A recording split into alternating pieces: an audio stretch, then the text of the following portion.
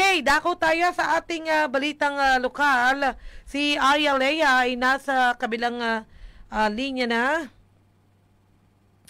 At ang balita niya ay isang lalaking naninirahan dyan po sa St. John. Dito sa bayan ng Gimba, natagpuan daw pong wala ng buhay kagabi yata sa inuupahan nitong kwarto. Pero ito ay may dati ng karamdaman o sakit. Arya Lea, pasok. Ayan, magandang tanghali po sa ating mga tagapakinig dito sa bayan ng Gimba at lalong-lalo na po sa mga nakabang sa ating Facebook live streaming ngayong araw.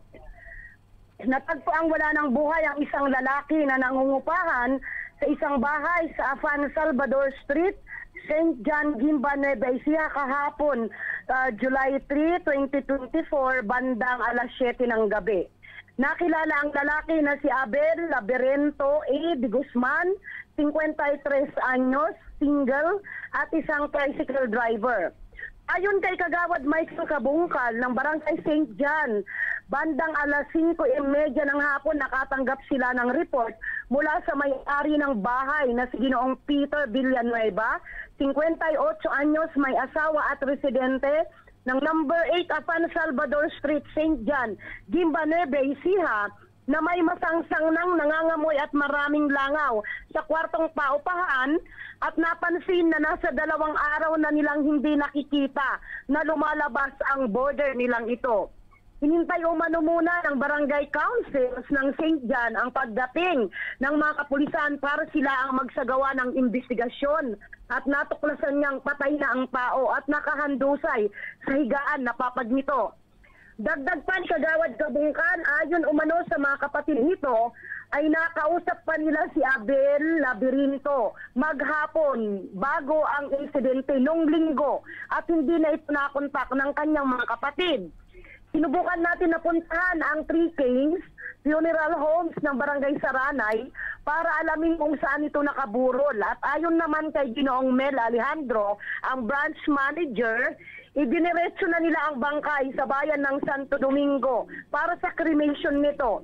At ayon naman daw sa SOCO ay wala namang nakitang foul play sa biktima. Kasamang sinubukan natin pinuntahan kanina ang bahay ng mga kapatid nito sa Purok 1, Barangay Maturanok, dito rin sa bayan ng Gimba.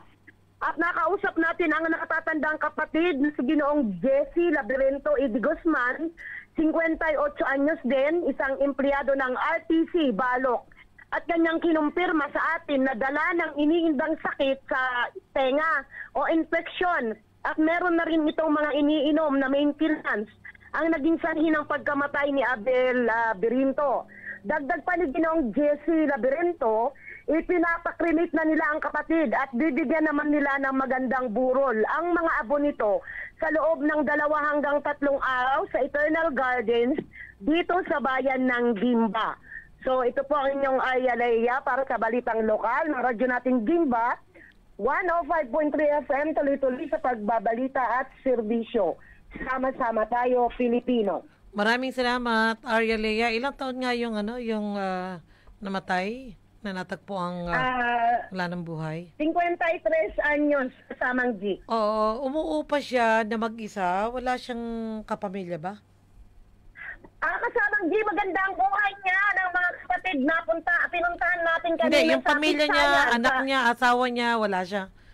Ano siya, matandang binata, kasamang G. Oo. Kasi ayon nga sa mga kapatid, kanina, kaso nga lang hindi na sila nagpa-unlock na mag-interview at sila ay paalis papunta sa Santo Domingo kasi nga ikikremate si Abel. Ito daw ay talagang ayaw niyang makisama doon sa mga kapatid dahil gusto niyang buhay na solo din, kaya nangungupahan siya at siya ay, ang motor na pinapasada niya ay dito sa Lying In. Tungtoda dyan sa Lying In, yes. So ang kabuhayan niya ay pagta-tricycle. Yes, pero maganda naman ang buhay ng mga kapatid at yung mga pamilya nila doon sa Pitsayan, kasamang G. Oo, mahirap din talaga, no? Yung nag-iisa kang namumuhay, na wala kang kasama kahit man lang bata O sa pamilya mo, mga relatives mo, kung lalo na kung Oo. single ka, kasi katulad niyan, ay nasa stage of decomposition na siya kung mga nasa 2 araw na tumaamoy. Oo. Oo, gano'n, 'di ba?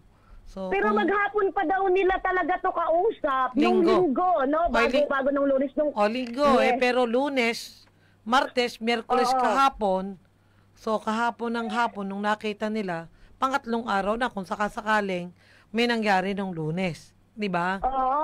At Oo. balak pa nga daw itong ipa-check up ng mga kapatid nung makausap ito nung buhay pa. Balak pa daw itong ipa-check up ng mga kapatid dahil nga iniinda nga daw yung infection sa tenga. Mm. Mm. Oo, nakakamatay pala yung infection sa tenga. Kasamang G kasi yung tayo, pag meron tayong infection sa tenga at tulad ko, yung nung mabasag ang eardrum ko, ang mga ugat-ugat daw natin sa tenga ay nagkokonekta sa puso. Ay, may ganun ba? Mm. Yes, yan talaga ang mga pinaka-importanting may ugat na konekta sa puso, ang tenga, saka itong mata, Mm. saka ang ngipin. Yan daw ang may mga ugat O kung na connected sa puso, nagkokonekta po sa puso. pwedeng na-atake sa puso o wala namang ganun? Wala naman pong nabanggit yung Kasi kapatid kung- at kahit yes, wala naman po kasi kahit po yung yung report, wala naman daw po talaga kasi baka nga talaga kasi may mini-maintenance daw itong gamot, so ibig sabihin high blood. Mm. So, po pwedeng hindi lang din sa tenga yung dahilan. Oo, hindi lang Oo. sa tinga, yes. So, Kasi hindi na may nila mini-maintenance din. ipapa-autopsy. Hindi na nila ipapa-autopsy. Actually, parang mayroon dapat talagang autopsy yon kasamang G dahil sabi ng kapatid kanina, yun daw ang nire-request ng PNP dahil may ipinakita sila sa atin na spot report, yun po ang nire-request for autopsy. Pero parang nag-decline yata sila at yun nga at i-direct yun na sa Santo Domingo para For- i-cremate. Okay.